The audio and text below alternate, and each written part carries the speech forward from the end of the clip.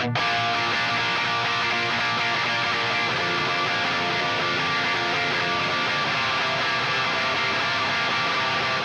comes the nasty gram.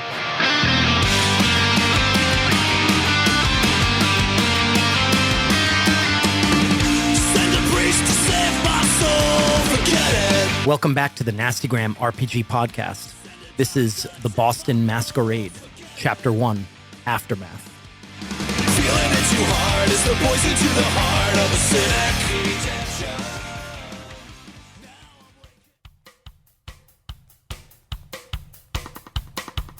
355 Congress Street, Boston, Massachusetts, September 2022, 10:30 p.m. The Dollhouse. The muffled sound of music from the club becomes suddenly overwhelming as you open the door. The smell of blood, metallic and sweet, is also overwhelming. Inside the club, a dark hallway lit by flickering fake lanterns on faux stone walls. The floor is a gaudy red carpet with dark, wet stains. And now, an excerpt from the medical journal number 47, Notes on Hunger and Starvation. I have concluded my initial fasting trials. Thus far, the singular form of sustenance is blood. It serves as the only viable source that a vampire's metabolic system will process. Additionally, any other alternative to blood is either physically rejected or, if consumed, yields no benefit to the functionality of the bodily systems. At the end of the hallway, a red velvet curtain has been ripped down and partially covers the body of a man in black jeans and a t-shirt that says security. His throat has been torn open. His blood soaks the fallen curtain and fills the threshold of the doorway beyond. As a vampire's body approaches starvation, it will send powerful, assumed neurochemical impulses to the host. These projections seem to be connected to the lower brainstem activity and the more basic compulsions of fight, flight, and hunger. If the body enters the equivalent of a starvation mode, rather than a decrease in metabolic functions to conserve energy as Homo sapiens do, it enters an initial frenzy or spike in consumption in an attempt to secure a food source. In the next room is a dance floor and several overturned tables. The lights flash sporadically with the beat of the music, illuminating the massacre that happened here. Not only bodies, but pieces of bodies. Some of them easy to identify, others so mangled you can only guess. It's inconclusive, but starvation seems to set in approximately 10 days. This duration may be longer or shorter, contingent to an individual vampire. Initial testing has only been performed on myself. Past the dance floor and tables is a long copper-topped bar. A smear of blood runs along the surface to the end. A body lays on the bar, hunched over its side. Its head is missing. Gore drips from the neck onto the floor. Initial trials pointed towards any blood being an adequate source of sustenance. I have now come to understand this is a small sample size fallacy. Older vampires cannot use animal or bagged blood as a viable source of food. I have yet to conduct any sort of testing to prove the veracity of this. And I do wonder if it is a matter of taste more than actual biochemical viability. But I have questioned a vampire that has been in this state for at least 180 years, and they have provided this context. Behind the bar, a set of double doors leads into a kitchen. The kitchen is well lit with overhead fluorescence, which makes the carnage here easy to see. It's obvious that the kitchen staff put up a fight. One corpse sits with its back against the walk-in door, grasping a bloody carving knife. His face is pale, and bite marks cover his neck. Additionally, when pressed on the nature of their hunger, it is apparent that only human or vampire blood serves as an appropriate food source. If starvation sets in for a vampire of considerable age or strength, the cascade effect on the environment may be catastrophic. It is a matter of scale, as I understand it. If you were to set a crazed man loose with a pistol, the damage would be felt but not overwhelming. If you set a crazed man loose with access to a nuclear bomb, the impact will be felt by the world. A bloody handprint can be seen on the back door that leads from the kitchen to the alley behind the building. You all make your way back to the dance floor. Differing looks of horror on your faces. How did you get here tonight? Josh. Larry Murphy. Where was he earlier tonight? Larry Murphy was completing a pickup as a favor from the coroner, bringing a body back to a pig farm, a urban pig farm in the north end of Charlestown. What do you drive? Larry drives a white van with no windows. Wow. Yeah. Labeled as Murphy's Animal Control. Okay. You are driving down 93. You pass a billboard. It says, "When you die, you will stand before God." Funny. Your phone rings.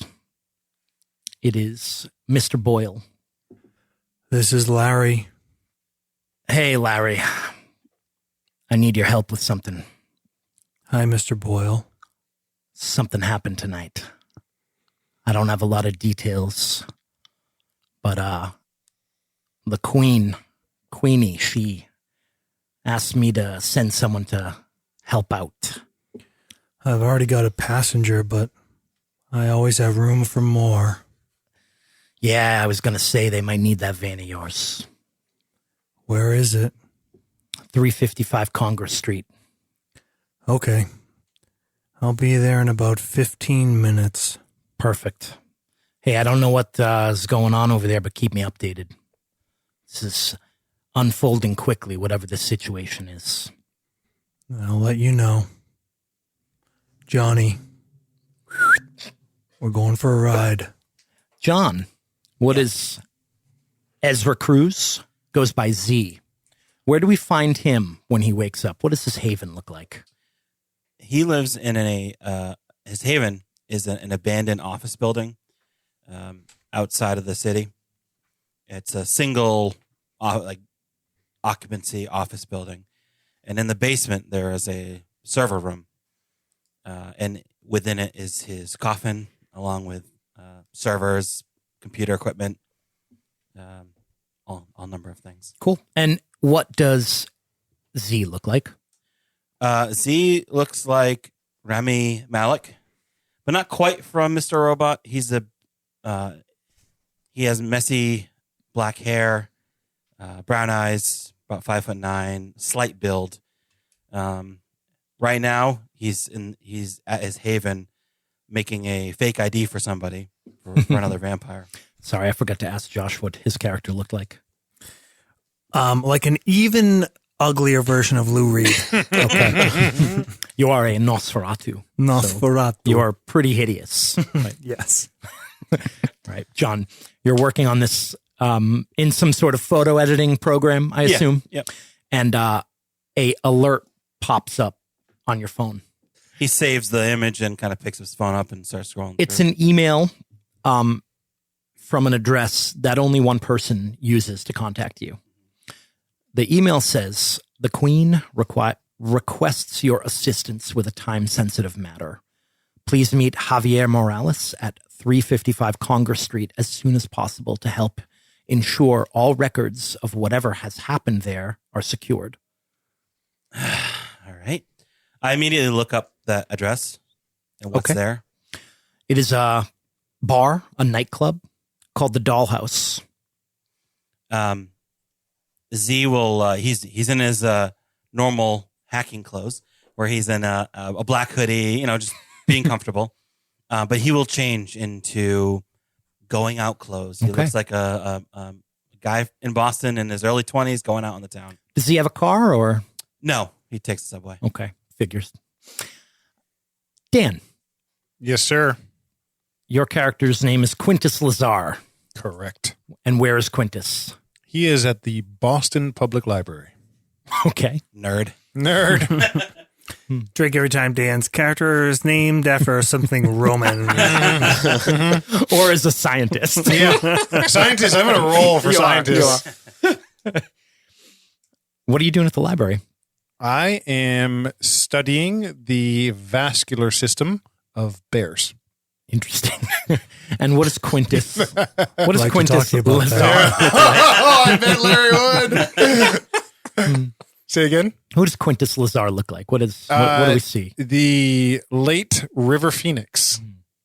So he's on the shorter side. He's maybe 5'8", and he has black hair, has spectacles, and usually dressed kind of semi-professionally.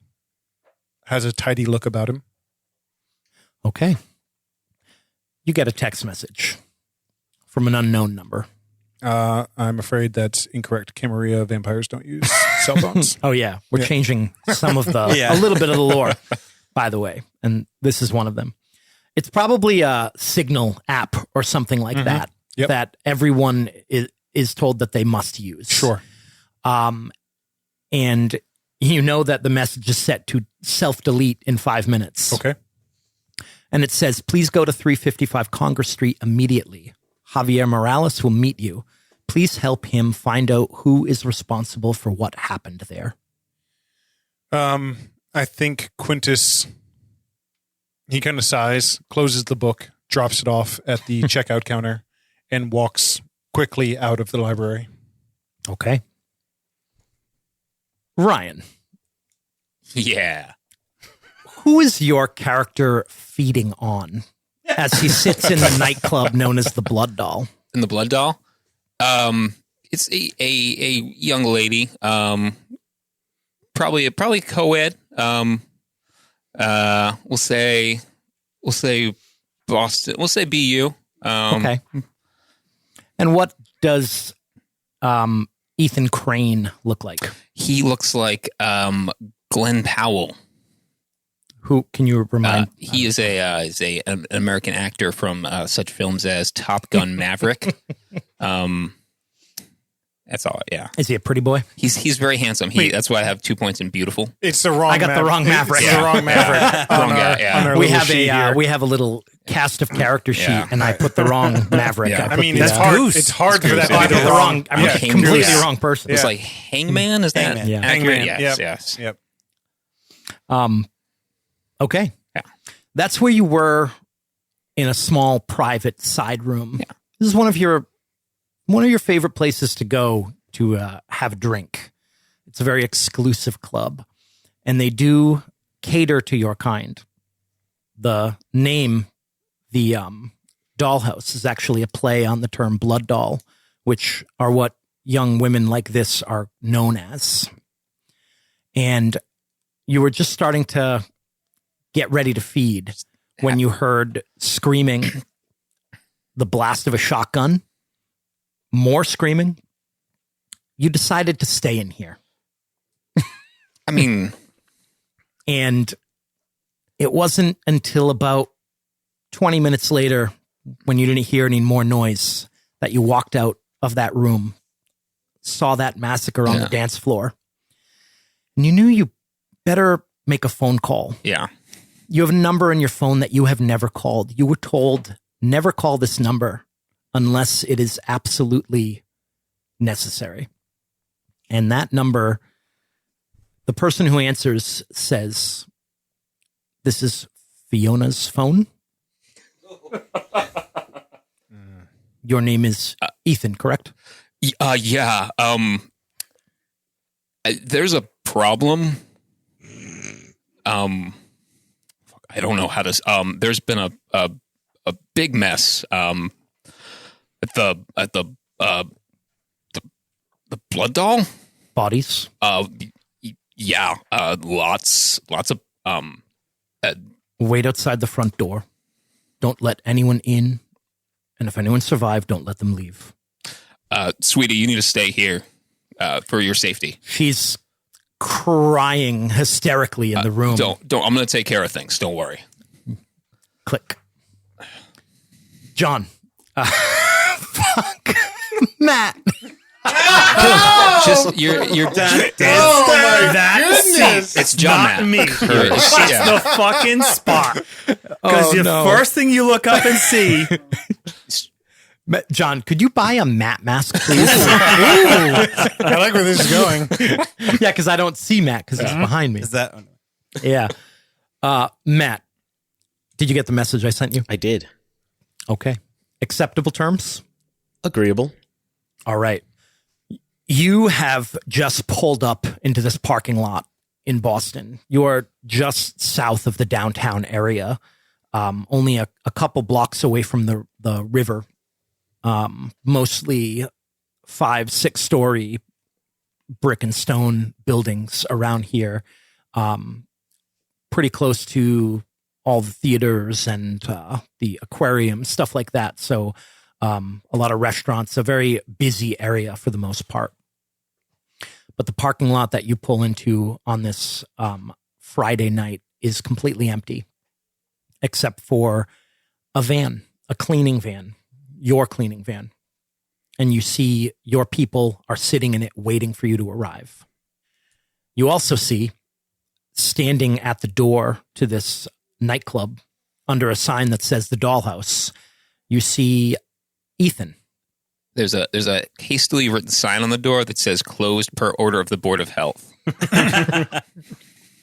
The van, the driver of the van rolls down their window, and it is your retainer. Tell me who they are. So driving the van is Ignacio. He is my sort of maintenance guy. Does a lot of the, drywall, carpeting, painting, a lot of sort of the handyman work. And in the passenger seat is his wife, Florentina.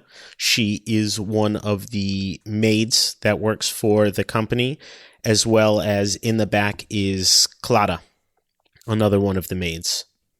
Okay. So it's the three of them in this van? All right. Ignacio says, how does he refer to you? Boss, Javier, Javi? Javi.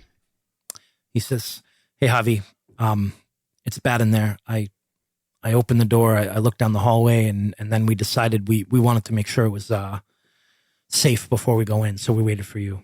I guess Ethan found it. See, he's always seems to get into trouble, huh? Yeah. Tell us what Javier Morales looks like. Javier Morales is for the ladies. For the ladies. A sort of overly scruffy version of Pedro Pascal. He's scruffier? Mm-hmm. That's not possible. He's in everything. What's your scruff score? Strong 7. Okay. And so we're back inside the Dollhouse. You've all kind of done a preliminary walkthrough, wearing these kind of plastic liners on your shoes that Ignacio insisted you all wear before you walk in. Wearing gloves, hairnets. You've walked through and you've seen the site. And you all kind of meet up back in that room. And one of you finds the main lights to turn them on so that you're not in this flashing black room. And someone turns the music down, which was just repeating the same song over and over again. Well, shit. If I knew it was like this, I wouldn't have worn my good clothes here. This your good clothes, huh? Well, good enough for Boston. Ethan, what the fuck happened? I don't know. I was in the back room, man, and next thing I know, there's a shotgun blast. So yeah, I was over there with this beauty over here. You're doing great, doll. She hasn't come out of the room. Yeah. The door to that side room is I just open. kind of poke my head in. We just got to wait here for the authorities, and we're going to give them a statement, and then we'll go from there. But just hang tight. But yeah, so we were over there doing our thing, and next thing you know, there's a shotgun blast, screaming. We kind of stayed behind the curtain, kept our heads low, and waited for the noise to stop. And then, I made the call. Well, Z looks up now that the lights are on, looking for cameras. Yeah, they're pretty obvious. There's quite a few in here. Well, let's see if they recorded this. So Z kind of wanders out of the room into some of the side rooms, looking for like the office. The rest of you are still standing there. This isn't all going to fit in the van. See, this is my problem. Don't you worry. Ignacio says, "Sir, I'm gonna rip up that carpet in the hallway. They're gonna get started. They're gonna start in the kitchen. Figure we clean. We'll use that to clean up." Hey, Iggy, how you been, man? Hey, hello, sir. Hey, Ethan. Please wait. The kitchen. Yes, it looked like perhaps one of the victims attempted to defend themselves, yes? Sure, you want us to just start off in the hallway? Is that all right? Please. All right. I'd like you all to wait. I have to make a phone call. Please don't move anything yet. Understood. Larry's going to step to the side and call Mr. Boyle. All right. Larry steps to the side to call Mr. Boyle.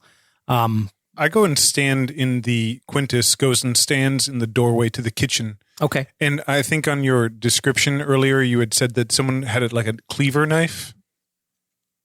Yes. There's a body hunched against the walk-in door, very pale, several bite marks on its neck, and holding a carving knife in his hand, which is covered in blood. I'm going to approach that body as I kind of hear in the background the conversation that Larry is having. Ryan, Javier and Ethan are still in that main dance floor. What are you guys doing? Everyone's kind of split off to do their own thing. Poppy, this is real bad, huh? See, cabron, what the fuck were you doing here? I didn't have anything to do with this. I was just, having a good time. But I was in the wrong place, man. This is... Happens with you, huh? Well, it's okay. The rest of them, they'll help us figure it out. But, we do our job. We make sure everything stays nice and clean. John, you make your way into the back rooms, and you find a door with a sign on it that says office. It's locked. Z kind of swings his messenger bag around, sets it on the ground, pulls out some gloves and a lockpick kit. Nice. All right. And goes to town on it. Okay. I'll come back to you for the result, but why don't you roll, that sounds like larceny and dexterity. How about that? And 1 hunger die, right? Yeah. So hunger. You all are going to start off with 1 hunger. Hunger is how we rate. It used to be your blood pool, but now it's just how hungry are you?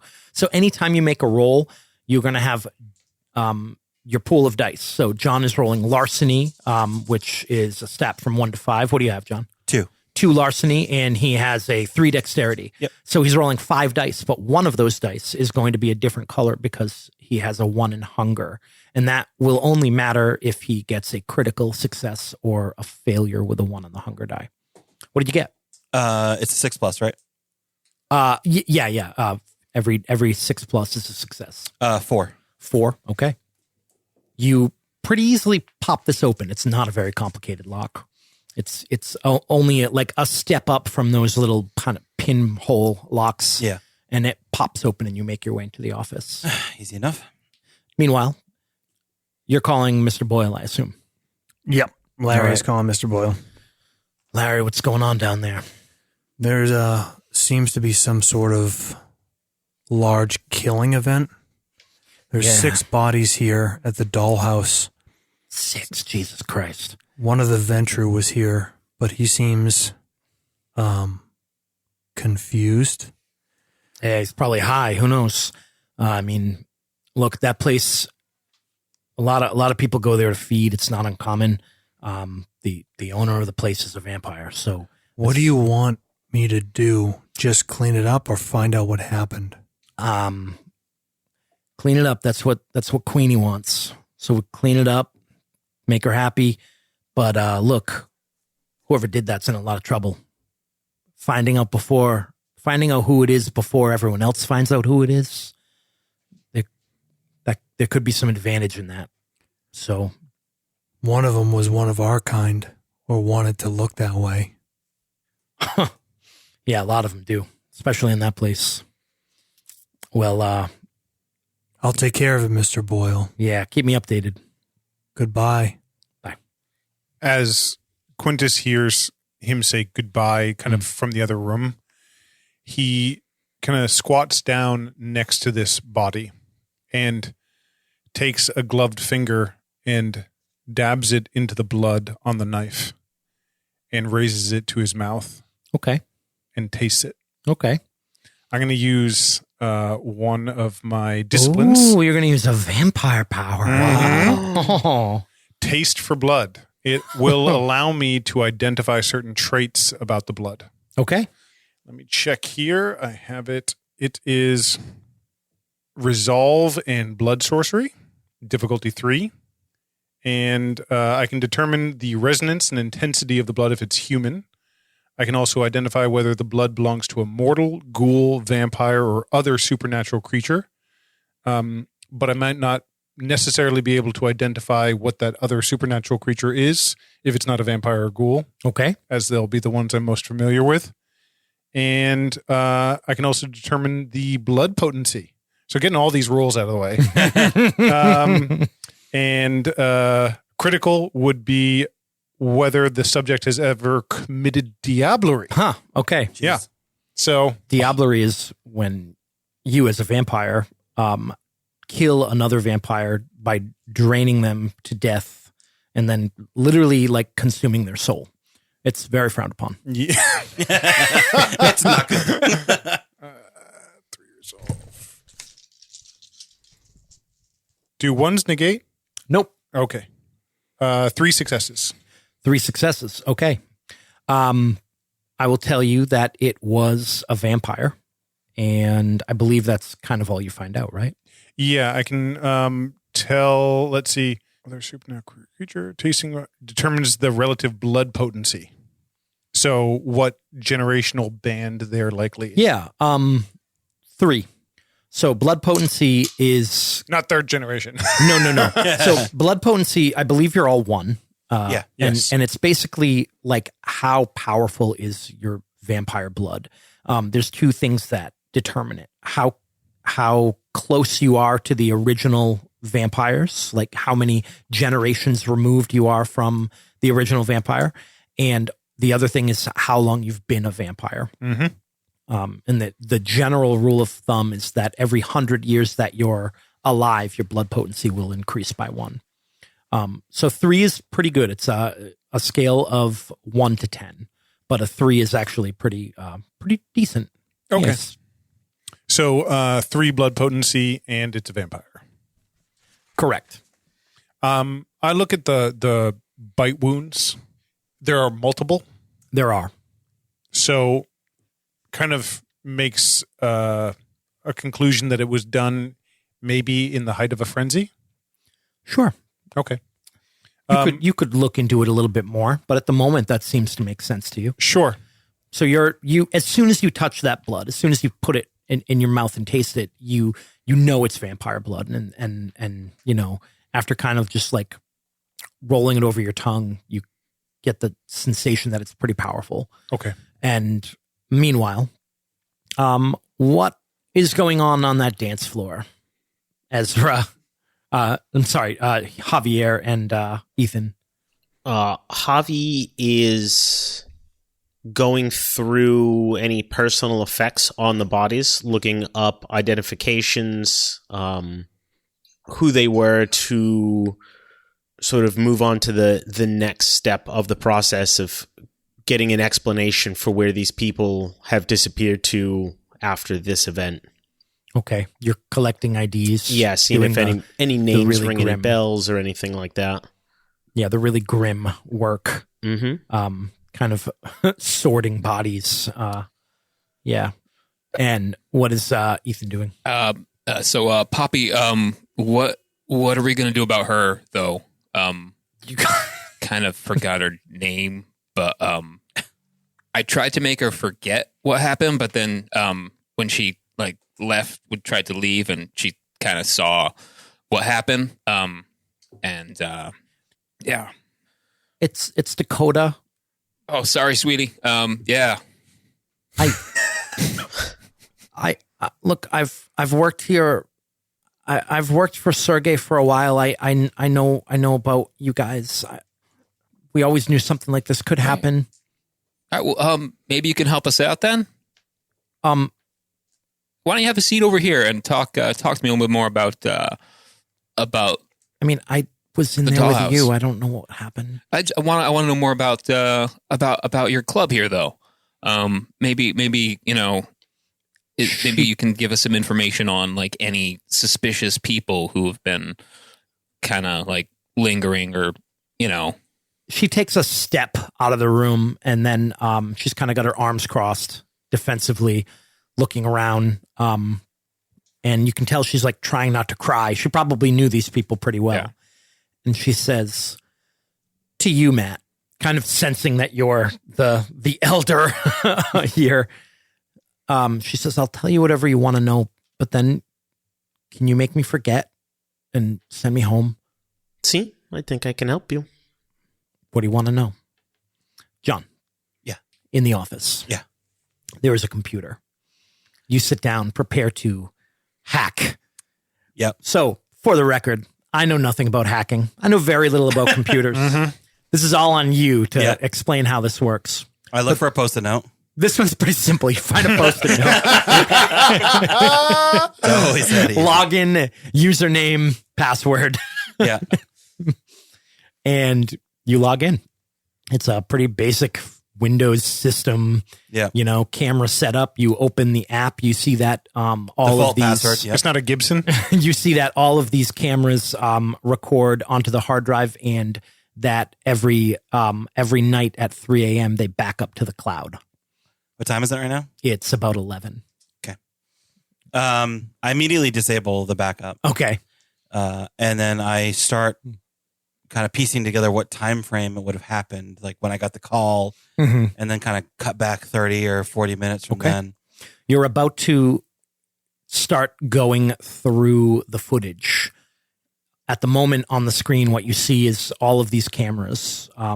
There's none in those small private rooms, like where Ethan was, but there are several on the dance floor. There's one in the hallway. There's one in the there's one behind the bar that can see the cash register. None in the kitchen. One in the back hallway. Back alleyway, and one outside that looks at the parking lot. Yeah. And you're about to start the recording at around 9:30 p.m. when a police cruiser pulls into the front parking lot, and you see it on the camera. Lights on, but no sirens. Right now? Yep. Is there an intercom in here? You don't see any intercom, no. I go, oh, shit. I get up off of the chair and head out to the main room. All right. You see me come out in a kind of a rush. Company outside? What sort of company do you have? Boston PD. Is that not controlled by your prince? Oh, I don't know. Some of you might know that she does have a lot of control over the police, but not complete control. Complete. Yeah, they're not all puppets, but she has a lot of influence. She can probably get rid of a speeding ticket for you. That's huge. Yeah. Okay, I can. I'll go talk to him. So the rest of you have kind of gathered in that dance floor. Javier's workers are kind of sorting bodies onto canvases and collecting stop. IDs. One of them says, Javi told us to start sorting. Just wait 1 minute, Right. He please. holds his bloodied gloves hands up and kind of steps away. I'll help you. Oh, all right. We'll just wait. And Matt, you go to the front door alone? Yeah. Okay. All right. You walk outside, and you see these cops looking at. They're actually looking at Larry's van. Murphy Animal Control. Is your registration up to date? Do you think everything's up to date on that van? Inspection sticker is not. Okay, but it's registered. There's a rejected sticker. Yep. They see you walking out. You see one of them was looking in the window of the driver's, because there's not many windows, so just the driver's side window, like kind of trying to look at the front seat. And they see you come out, and they walk over. Hola, my flashlights friends. up. Can I help you? This your van? Huh. That no. My van's over there. Cleaning. Oh, we got a call about some suspicious activity. Something going on tonight. The bar closed. Yeah, there's He comes over. He shines his light right in your face. sewage backup, you know? Somebody flush their feminine products in the toilet, backed it up. There's shit all over the place, you know? Matt, I'd like you to give me a roll. Ooh. All right. Let's talk about rolls in this game. So, for those of you who don't know, Vampire uses D10s. So every roll you make is going to be D10s. Most rolls are going to include one attribute score and one skill score. Matt, for this, I'd like you to use manipulation and persuasion. Ooh. Okay. Just so you know, thinking that our time is limited here, Mhm. I run back to the office and start Okay. trying to get that data. Okay. You're right back on it. Yep. And Jake, And as, Matt, remember one of them should be a different color. Yeah. They're all different colors, so I'm just picking one Okay. one individually. It's a melange. So a success is a 6+ on your D10. So just tell me how many successes you have. If you roll 2 10s, then it counts as 3, right? 4.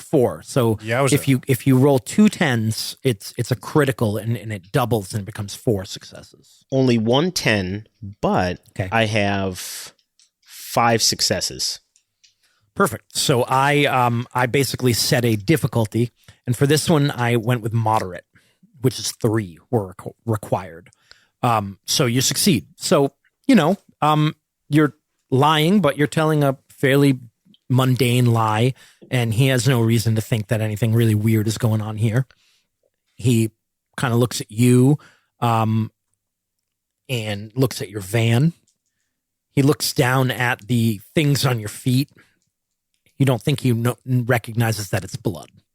He recognizes that there's some nasty shit on you, though. And he kind of takes a step back. Lo siento. Yeah, it's pretty gross. You don't mind if I go back in, finish up? Oh, yeah, no problem, man. Nosy neighbors. See. All I right. see Was people there looking like me in this neighborhood, they always get nervous. I understand. Is there like a animal problem or something, too? Looks over at the white van. This neighborhood, there's rats all everywhere. Every once in a while, you see maybe one of those trash pandas. I think a raccoon. The other one laughs. He says, remind me not to eat at this place. As long as it's deep fried, the fat kills everything. At least that's what my mama said, huh? Have a good night, sir. Gracias. También. You make your way back inside. What's everyone else doing while he's out there?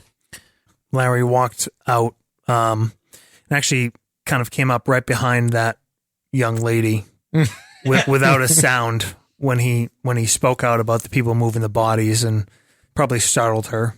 Okay. Smiles creepily at her. She probably scurries away. How about we go sit over here, huh? Yeah. Can we go back in the side room? Oh, sure thing. Yeah. Let's we'll talk to you over there. So, what I'm curious. Just how often do you work here? Just on the weekends, Cool. Friday and Saturday night. All right. I've seen you before. Yeah, I've seen you here before too. Yeah. Just wondering, like, in the last few weeks, have you seen anyone? Was there anyone difficult or unusual that really stood out? No, not really. No. It's been pretty normal.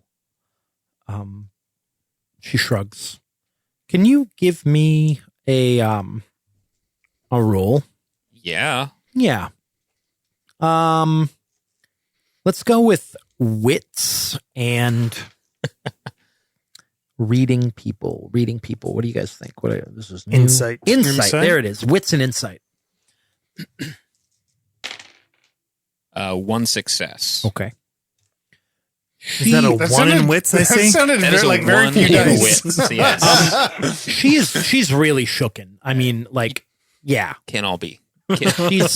She's almost got this vacant look to her. She just wants to get this over with. She's really struggling. Yeah. So Larry is going through and, he tried to stop the cleaners from moving bodies too much and is trying to kind of go through and just recreate the path of destruction and put together what happens. And as he's doing that, and a creature scurries out from the shadows, a possum. Amazing. So And amazing. Larry turns to it and says, Johnny, go around. Johnny Possum. Smell who's been here. It's named after my favorite musician, Johnny Cash.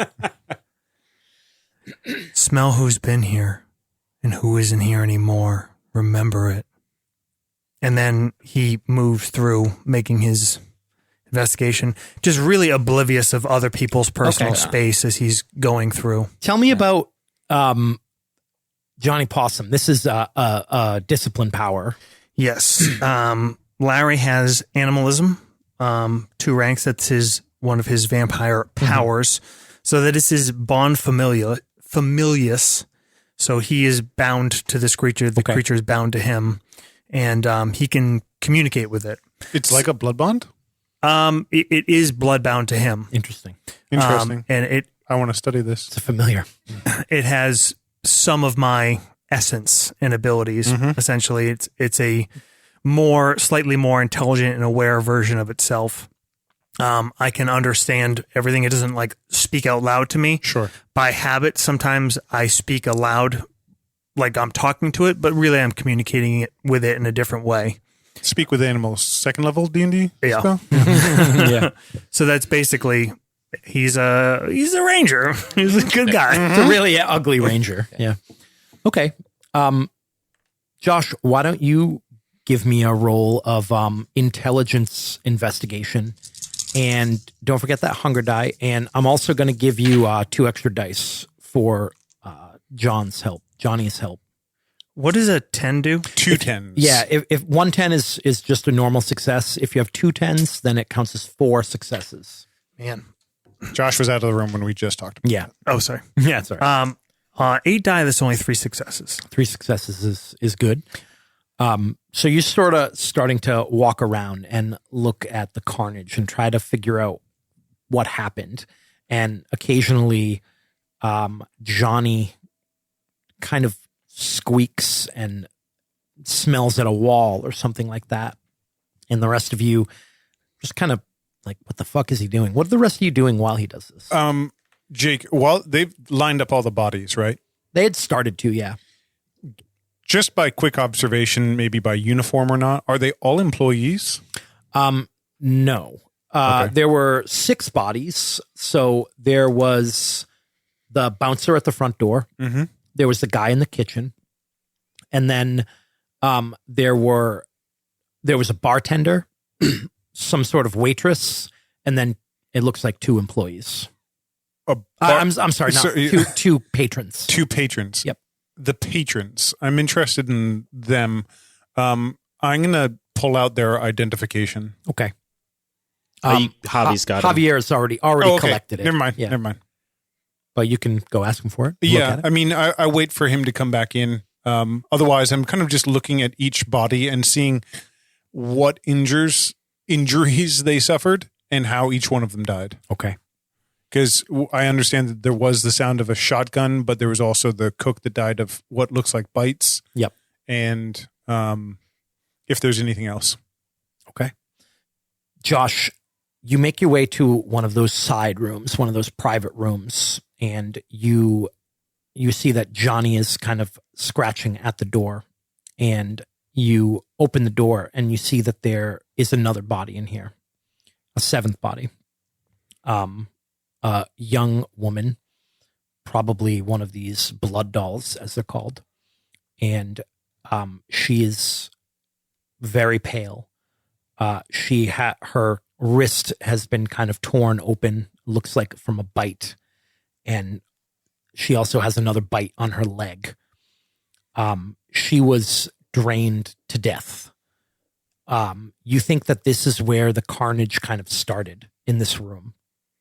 And then you notice that the door wasn't opened properly. Whoever opened it in a fit of rage didn't turn the knob. They just kind of pushed it open, breaking the latch. From the outside? From the inside. From the inside? Yes. Okay. You think that whoever fed off of this woman, once they were done, they, in anger, smashed the door open and made their way out into the main hall.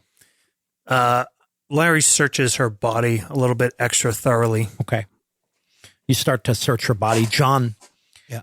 You rewind the footage to the point where this all happened, and then you rewind a little more. You see this door to one of these private rooms gets kicked open, and this man... How long have you been a vampire in Boston? Since 2004. 2004. So Okay, almost so 20 years. Quite a while. Yep. And so you probably have met most of the other vampires in the city. Yeah. You knew already, several of you might have already known this, that this bar is owned by a vampire, and his name is Sergei Lossev. Sergei Lossev. And that's the man that kicks the door open. He's looks like a young Gary Oldman. Think Sirius Black in Harry Potter, or think Dracula when he looks like a human. Nice. Long, kind of curly brown hair, a goatee, which is soaked in blood as he kicks this door open and makes his way out of the room. You see one of his waitresses come up to him to ask him what's wrong. There's no audio. And he pushes her. She hits the dance floor and slides all the way across. And then he starts to kill everyone in the room. It's hard to watch. Yeah. Yeah, for me specifically, yes. Meanwhile, Larry, you're sort of recreating this. You look at the dance floor and you see this scuff of blood and this spot where someone's head cracked against the dance floor pretty hard. You think that he came out and he started killing. He eventually made his way over to the bartender who shot him with a shotgun that was kept behind the bar. He fell down, and then he got back up, jumped over the bar, and fed on the bartender after killing everyone else in the room, and then tore his head off. Okay. Woof. Did I find anything John, weird? you fast forward past that part a little bit, and then you see him go into the kitchen. Find anything weird on the young girl, the first victim, drug-wise or anything like that? Nothing seems weird. No, not really. Did it seem like there were two people feeding on her? No, it No. seems like they started with one place and then moved to another. Maybe because it was easier to get more blood that way. You don't know. But I don't know.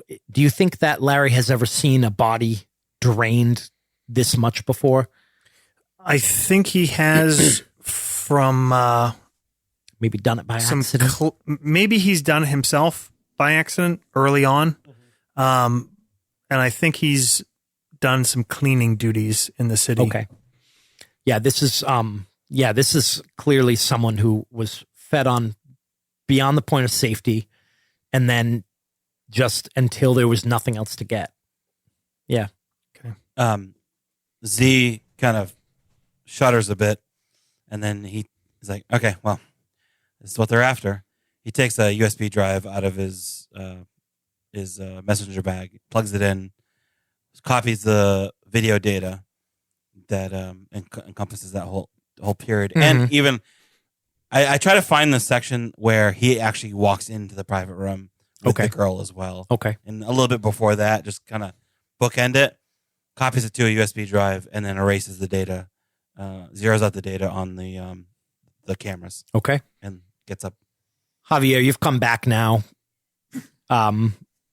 And you see your team kind of standing there waiting while Larry walks around the room, while Quintas kind of looks at a couple of the bodies. Poppy, I was going to send Dakota here on her way, help her not remember this unless unless anybody else, unless we need anything. Javi has Z come back into the room? As you say that, he walks in, flipping a USB drive in his hand, catching it out of the air. He goes, "Well, this is fucked." Yeah. Yeah. So the guy who owns this, Sergey, yeah, he's the one who did this. He started in there. Yeah. Quintas in the turns private his room head over there. to the room and starts walking over to the room quietly. Ethan, you can. If we have everything we need, huh? See? Larry looks at the young girl and says, "You're very pretty." Puñeta. She smiles. Leave her alone, huh? Almost like an automatic reaction that she's used to using on creeps. We'll take care of that too. You need to do something about your van, Larry. You could be a model. Age is just a number. My van. See? It's the policia. That's what the fuck they were looking at. Oh. This is the second time I told you. Make sure it's all up to date. Yeah, I gotta work on the exhaust again. I think I got a friend. You let me know when. It's too expensive. I can fix it. So, Then do it. car repairs out of the thing. The owner of this establishment just went crazy and killed his entire crew. By the way, the data is zeroed out. No one's going to know, except for us. Was there anyone in here that survived and left? I didn't. Did I see anything like that? The only way that could have happened, that you saw everything. If there were more people in the kitchen, right, it's possible. Yeah. If there are more people in the kitchen, there's no real camera that kind of leads out the back there. How many? I'll ask. I'm sorry to keep asking you this stuff, but how many people were working here tonight, Dakota?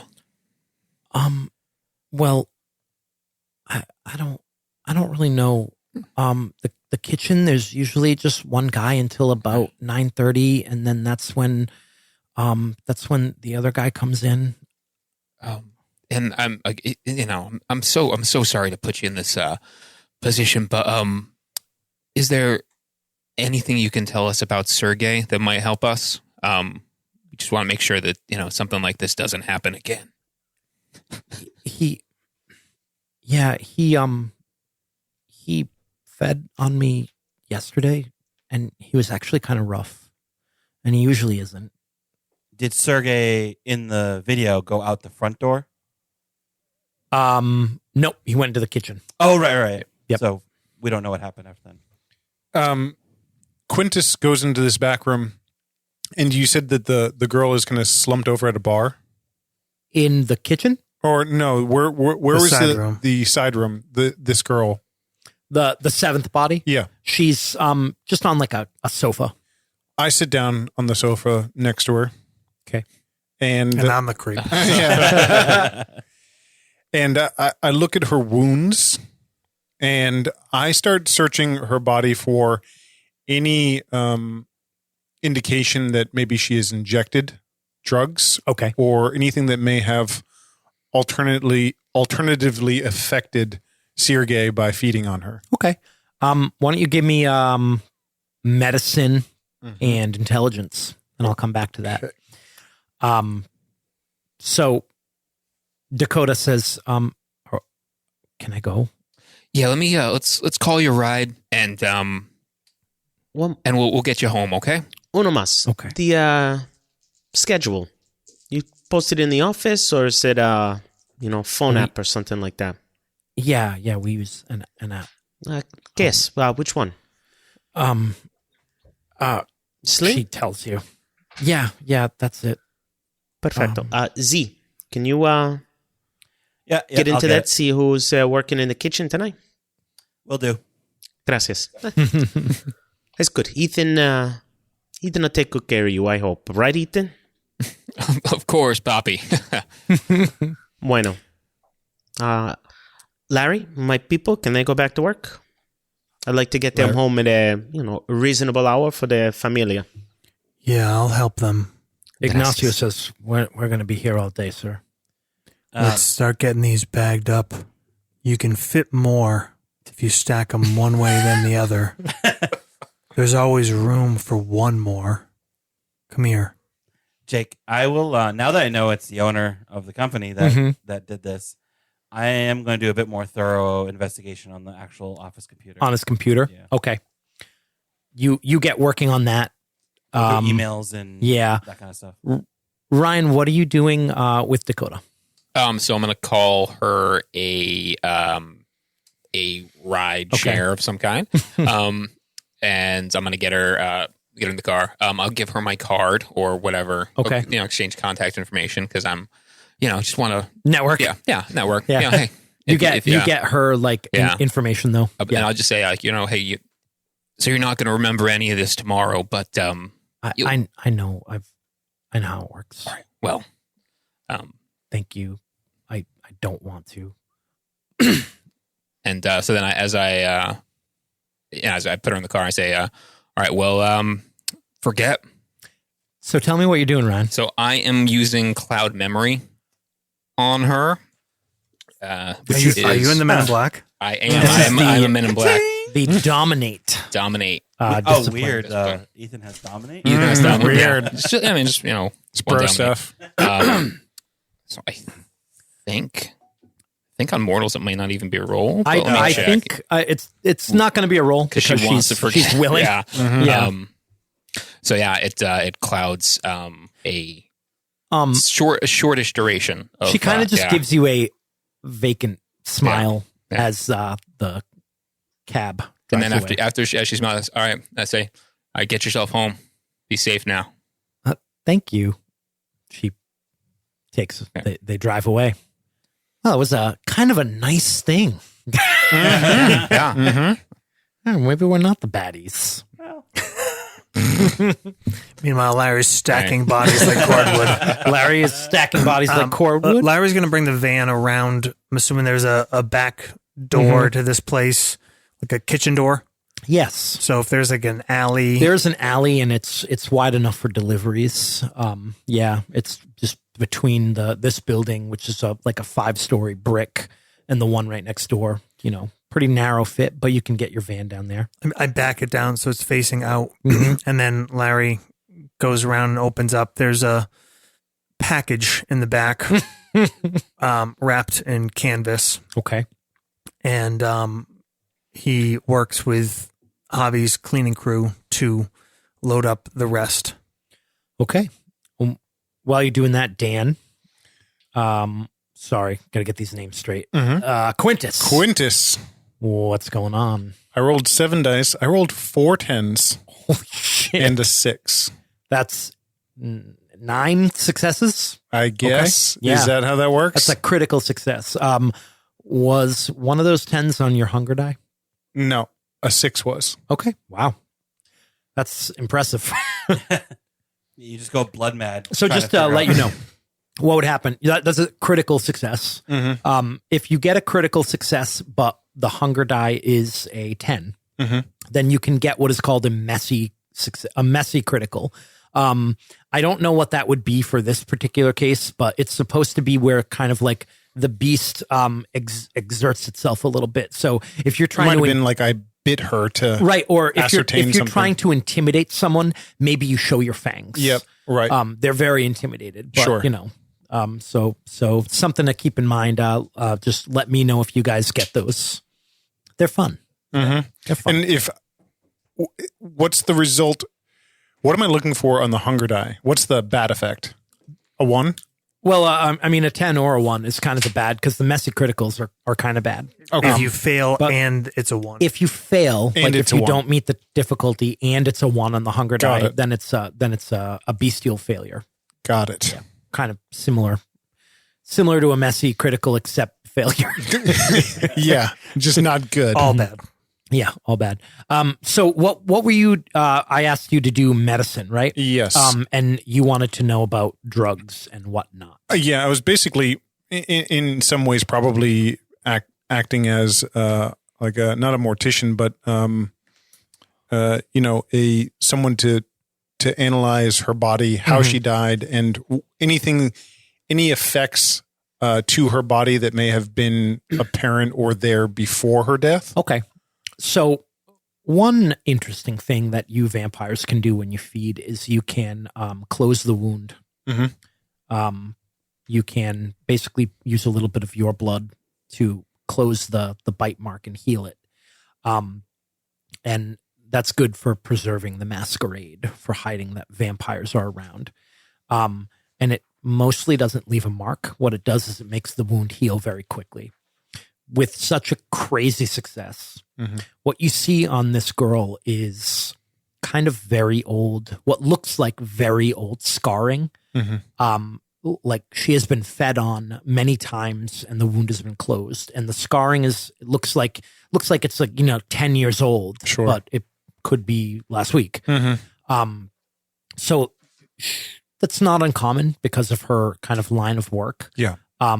But the other thing that you kind of think, which is crazy to know, just looking at the body and having it having been drained of blood, but she was definitely suffering from some anemia.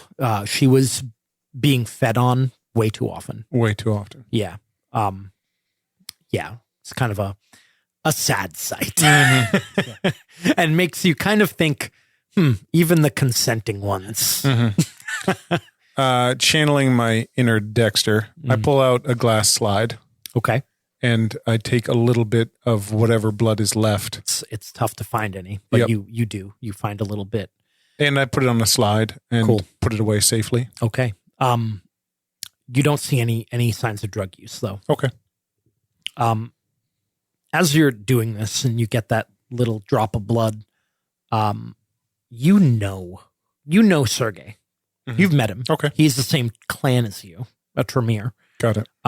You're not all super tight or anything, Mm-hmm. but you've probably been in meetings with him or Sure. something like that. Yeah. And he's always seemed like a pretty level-headed person. He is Russian. He has been in America for 30 years, you think? And he mainly just runs this nightclub where he offers services to a few other vampires in the city and, kind of keeps to himself for the most part. I've never kind of come across in any of these meetings or any directives from Elder Tremere an ambition or an intent that he has to perform in the city? Not really. You know that he had a small domain and you are in it right now. Yep. And you know that he actually had I believe they're called childer, like he had embraced a vampire. So, people have different relationships with their sires. Some are closer than others. It seems like Larry is pretty close to Mr. Boyle. But as they kind of get older, they usually kind of go out on their own. His childer, he's a more recent vampire. He's only been a vampire for about 4 years. Okay. And his name is Peter. All right. Dan, do you have Auspex? I don't know. I have 1 in Dominate. All right. Suddenly, right behind you, without any sound, you hear Larry say, "Are you done with her?"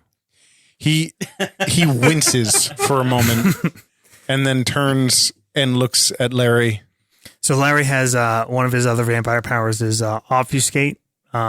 His actual power is silence of death. So basically, whenever he chooses, and he kind of does this more often than he probably needs to. Yep. He just doesn't make any sound. Mm-hmm.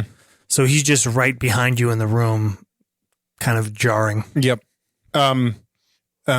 Quintas looks at Larry and he says, "Oui, you may take the body." I didn't find any drugs or anything that would arouse that kind of response. Did you? Quintas is nodding his head.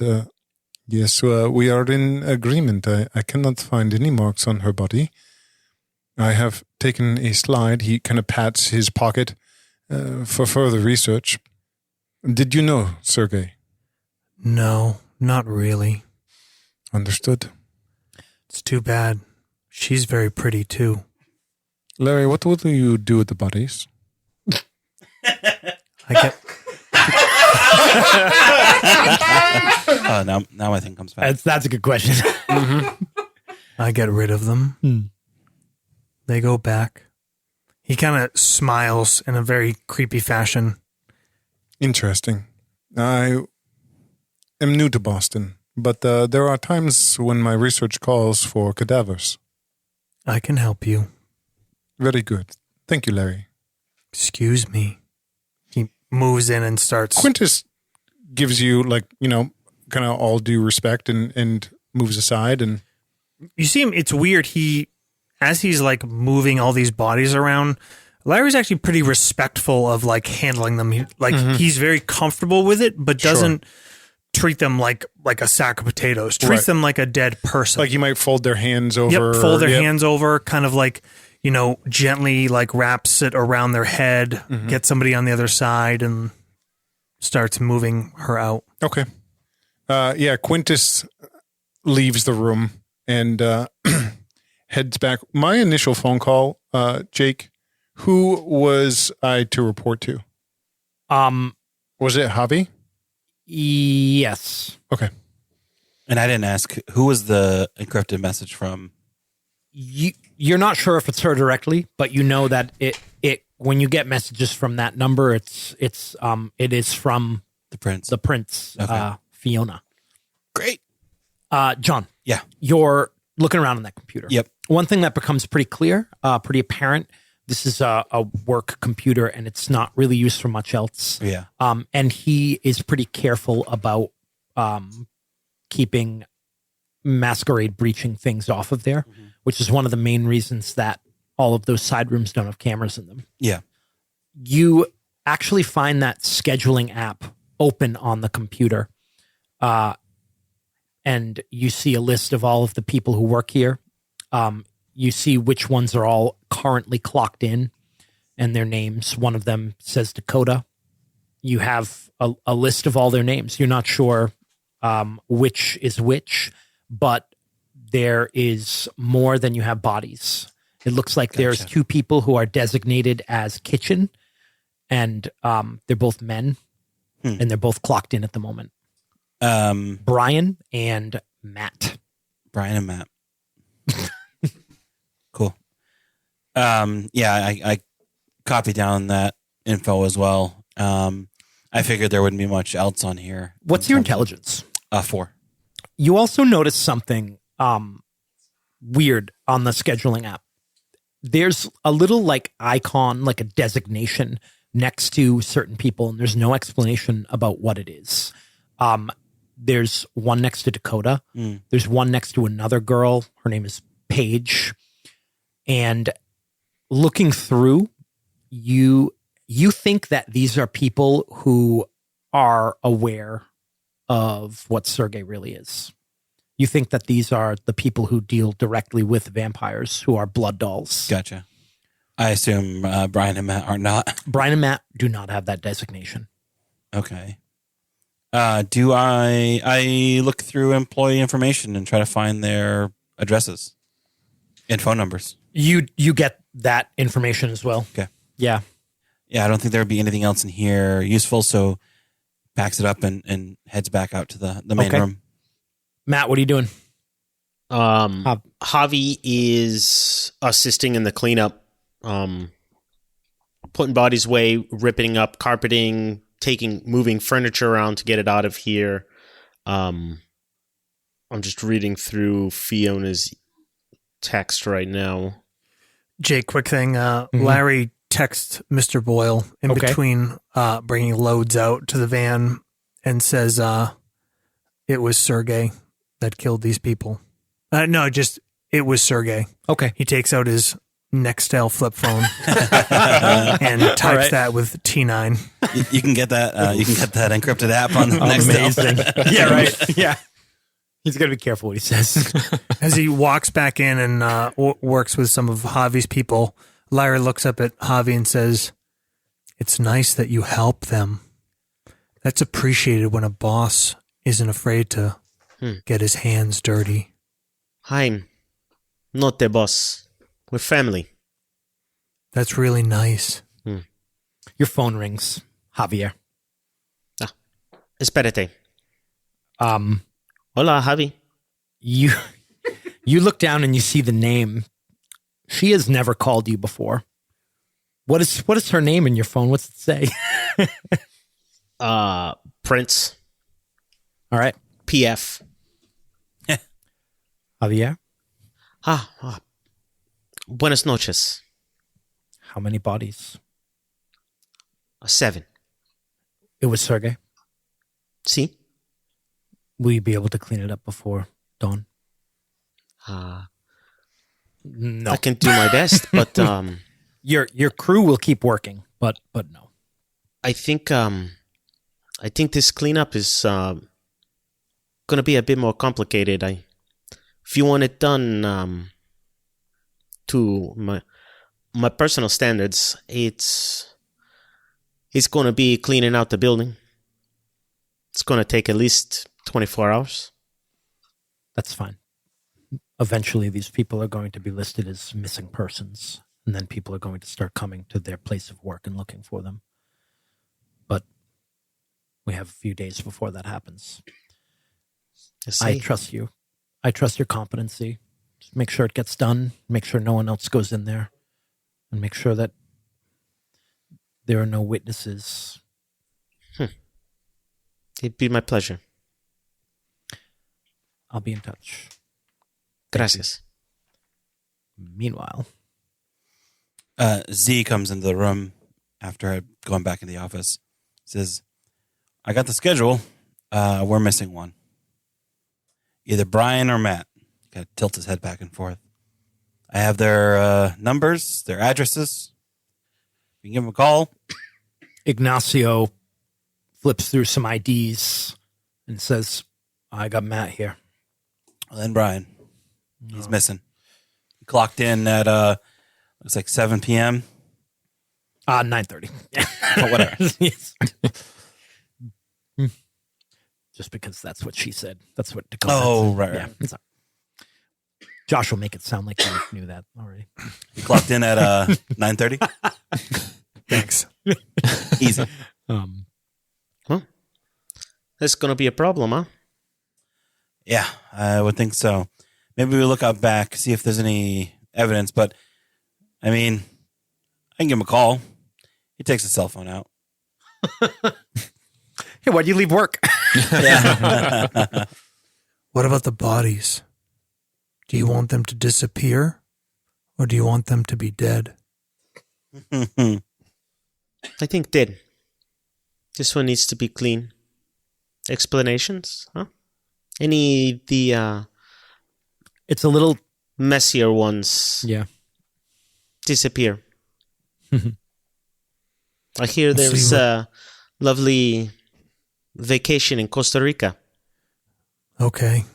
I'll see what I can do. Matt, you know, having worked in this city for a while, that the Prince, Fiona, she has a lot of influence in the police. And most of that influence comes in making sure that investigations like this don't go too deep. Yeah. It's hard to ignore if, you know, a bunch of cops find the scene, but it's easier to for them to accept sort of like, oh, well, maybe these people were carpooling to work and they drove off a bridge or something. You know, it might not hold up to scrutiny, but she has enough pull to make it hold up. Word. Actually, on that, Javi, Larry says to Javi, I need a car you can get rid of. So, Jake, Larry has criminal contacts. Nice. And I was thinking one of them was a crooked coroner with some habits. Okay. So you think Larry kind of specializes in this part, like this kind of thing, like getting rid of bodies? Yeah. Okay. He does it a couple ways. Cleaning up mistakes of his peers in the city. Right. It's sort of his main, one of his main ways of interchanging favors. Cool. And so he can help, the coroner helps him with excuses of writing up, like cleaning it. Right. And he helps the coroner with providing him with things. Okay. I like that. Right. This is going to be one of the, you've never disposed of this many bodies at one time. Sorry. Go ahead, Ryan. I was gonna say, so is the car like, is it going to crash into something or is it going in the river? Crashing and burning would be the best. All right. You have a car you're bored with? No, not mine, but can you check like registration and see? Yeah, I could have a look. All right, see if we can find see if there's one of their cars around here. Oh, did any of them have car keys on them? Not on them, but you find some employee lockers in the All right. back, and you find a set of car keys to a Corolla. Got a car. This might be a bit much from my normal requests. Javi, I don't know if you can call in some help. I have someone that can do some work to help write this up, but it would be better if the investigators were of the right frame of mind about which bodies were in there. This sounds It's not doable. unusual. People that work together might go out and have a good time. That is usually what they do, yeah? It's sad. They're all so young. It was fun once, huh? Well, No. Lo siento. Well, yes, the prince, she can put a little sway on this. It'll be a little easier. Just a good excuse, huh? Z walks to the other side of the room with his phone in his hand and calls the mobile number listed for Brian. Okay. John. Yeah. One of your powers is Auspex, right? Yep. Do you think you're using it? I I know you can kind of turn it on and off. Yeah, freely. I want to see if it rings in here or something. Yeah.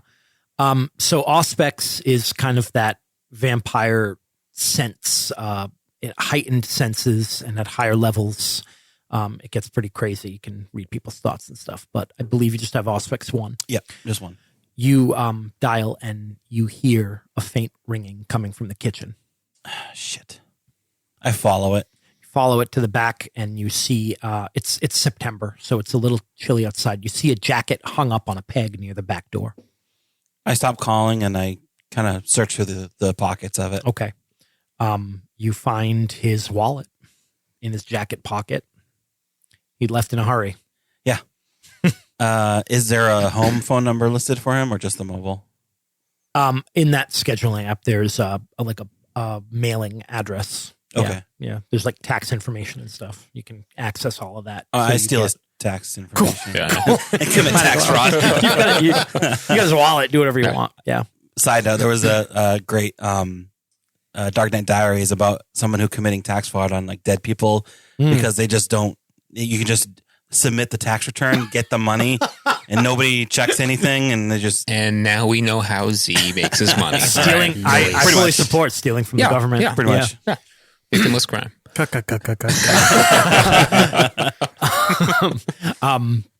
You also find a set of house keys. No like vehicle keys, but he does have some keys in his pocket. He comes back out. Well, I know where he lives, and I have his keys. He left in a hurry, that's for sure. But he didn't answer. He kind of wiggles the other phone. You think he's stupid Maybe, enough to go home? I mean, where would you go if this happened, huh? If I didn't have my besides the keys, police station. Police station? I don't know. I mean, unless Sergey was in such a state that he didn't even remember who was on the take that day, he would have known Brian was working. John, I'm going to assume that your character has never frenzied before. No. But you've heard about it. Yeah. In fact, your clan is kind of a little more prone to it than others. Yeah. You know that when you're in that state, you don't think rationally. Yeah. And I don't know if you've ever seen someone frenzy, but after watching that video, you have a better understanding of what it is. You're pretty sure, you're absolutely certain that that the beast was in control of him. Yeah, I really probably learned more about it from my sire, who probably warned me, like it happened to him, and it was such a traumatic event. Mm-hmm. He says, well, maybe he didn't remember that Brian was working. And if he didn't remember that, then he probably isn't looking for him. But we better start looking for him.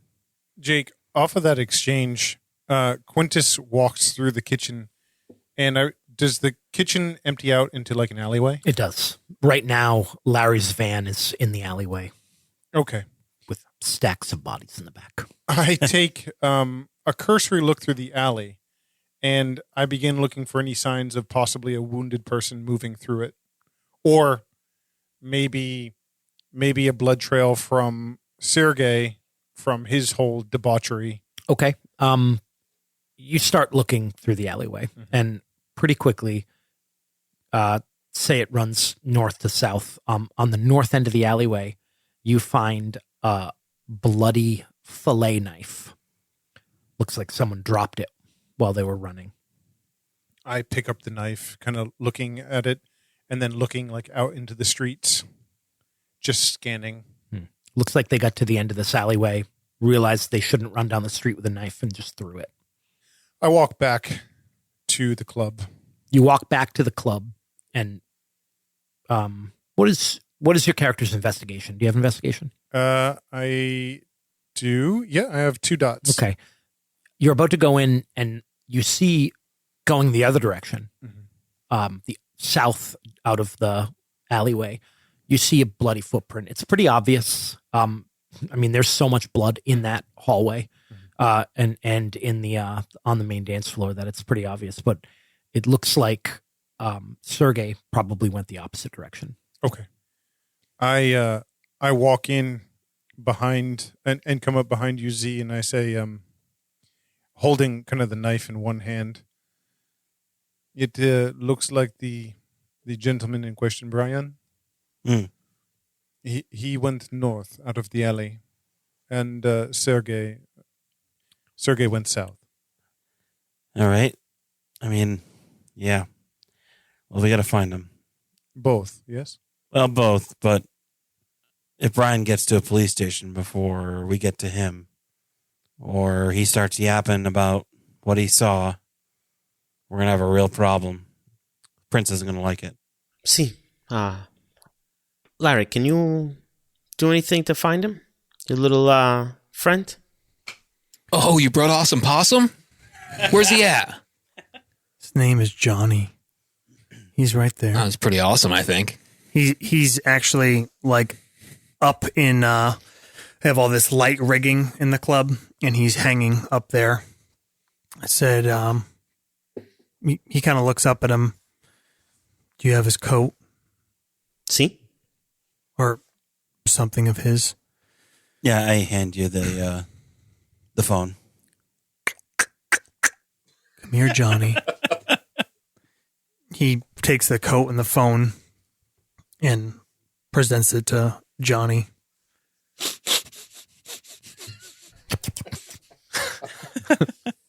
And Z, how long does this frenzy last? I mean, depends. Javier has probably succumbed to frenzy before. You're the oldest vampire in this group. You've been a vampire for almost 100 years, right? That's correct. Yeah, it's happened to you. Maybe eventually we can do a little flashback scene and learn about that. But it has happened to you. And it usually only lasts for a few moments until whatever caused it is fixed. There's different kinds of frenzy. There's frenzies because you are hungry, which usually end as soon as you feed. There's terror frenzies, which happen if you encounter something terrifying. Terrifying to a vampire usually means fire or sunlight. Those usually end as soon as you're safe. And then there's fury frenzies, which happen when you are provoked. And those are the ones that John's clan is more prone to. And they happen when someone insults you or something like that. And they usually end after you've kind of dealt with that person or just had some time to calm down. In all those cases, they don't last for very long, but they can be pretty destructive. A few moments, 10 minutes maybe at the most. Okay. Huh. It's 10 minutos, maybe. It's enough time for him to do this. Get out the back, come to his senses. And slip away. I mean, kind of surprised he didn't call the prince or call you or figure it out himself by the time we got here. You'd think he wouldn't want this here. This isn't going to look good.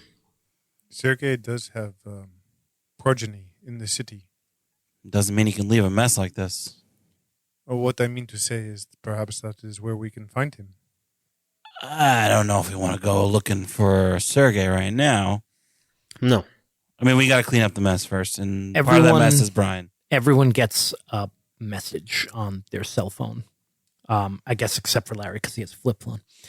I can get text. You get a text, but it's different. I'll tell you in a moment. Everyone else gets a message on their Signal app. It is a group message that is used when things need to be told to all of the kindred of the city. Usually it announces when everyone is asked to gather for some reason, and it disappears from your phone after about a minute.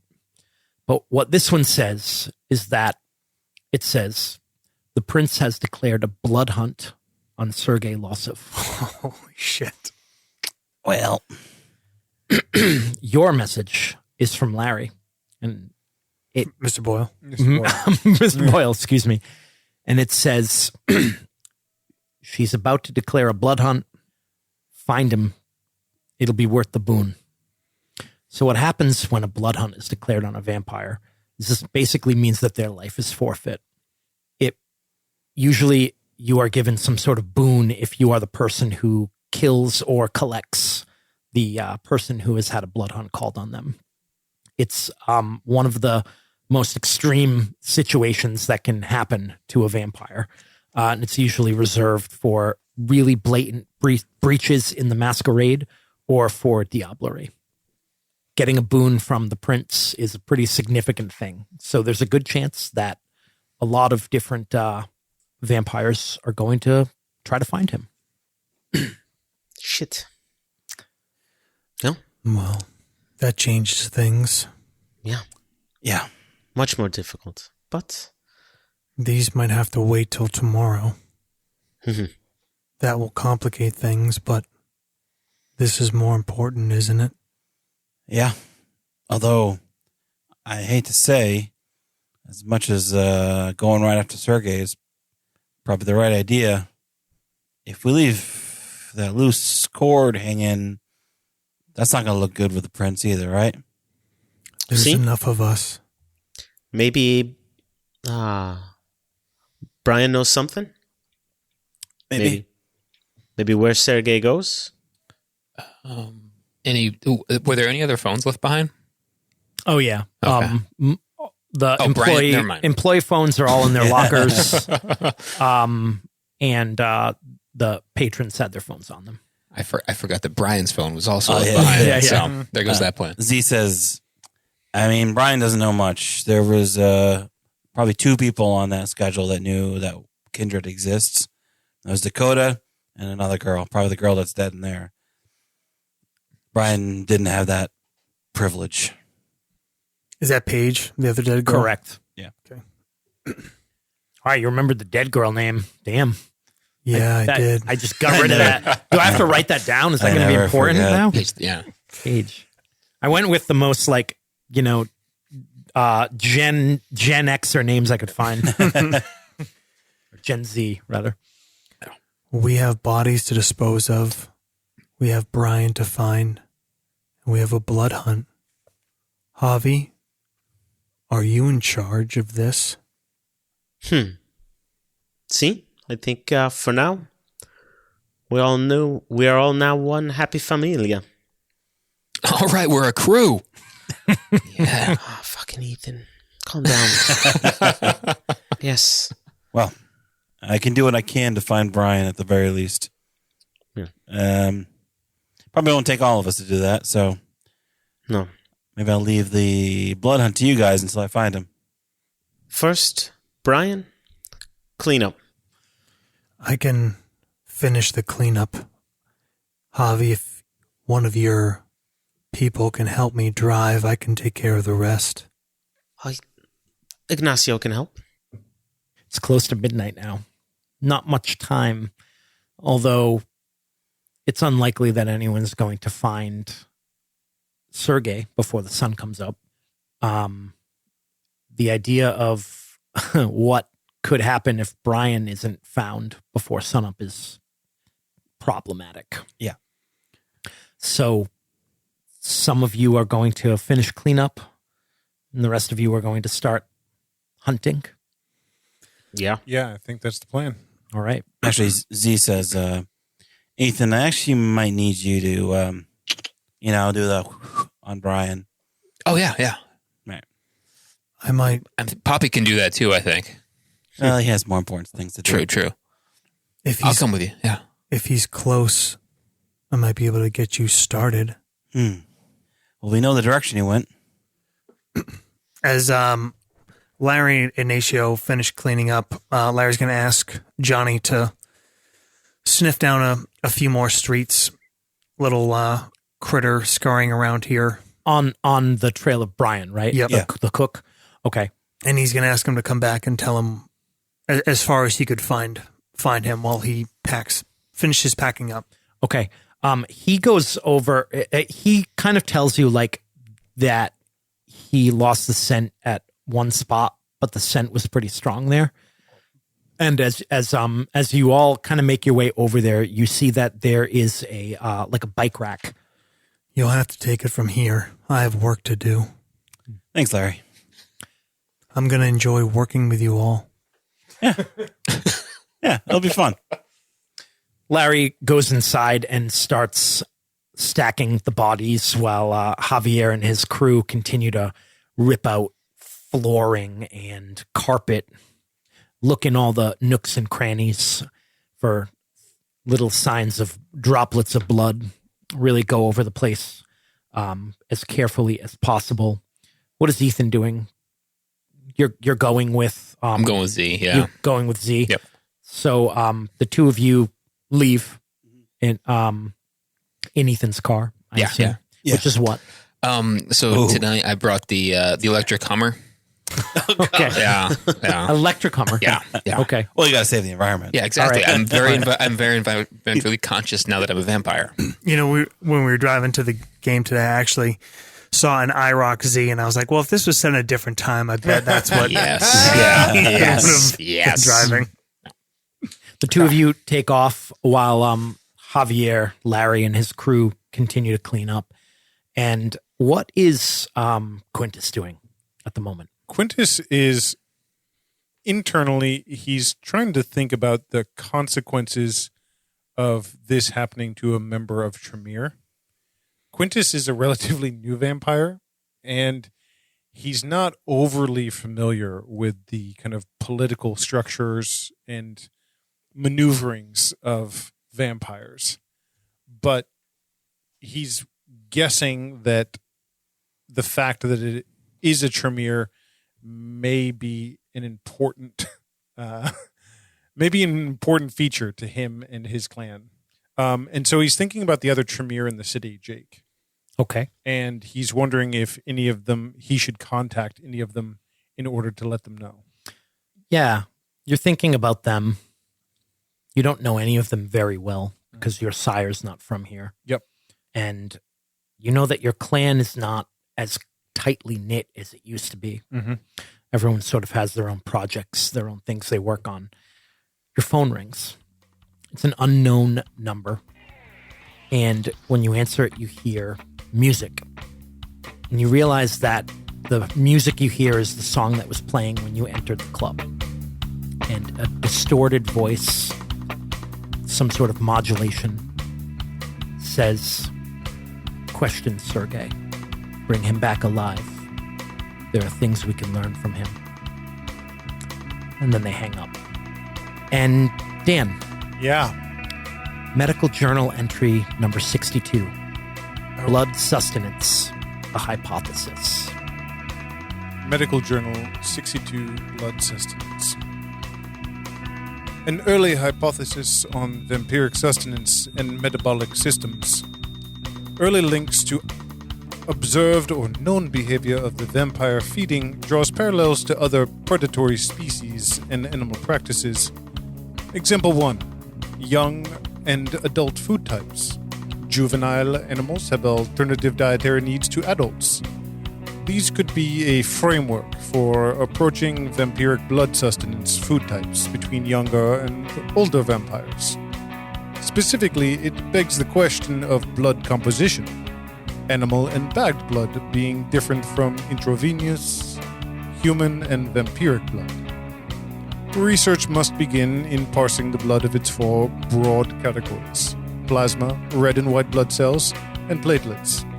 By isolating these component parts, I can begin either ingesting or injecting them individually to understand whether they have specific characteristics when it comes to metabolism.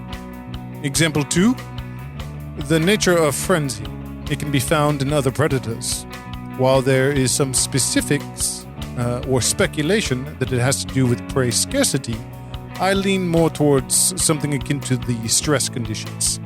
While sharks are believed to smell stress, hormones, as well as blood, I believe a stress condition triggered by starvation mode could initiate frenzy conditions of vampires. I will need to divulge a means of taking a blood sample while in a state of frenzy in order to analyze the blood for any possible hormone or protein levels that could be indicators of a frenzy. You have that blood now. And that's where we'll stop. Okay. All right. We're in Let's it. get hunting. We're in it. Yeah.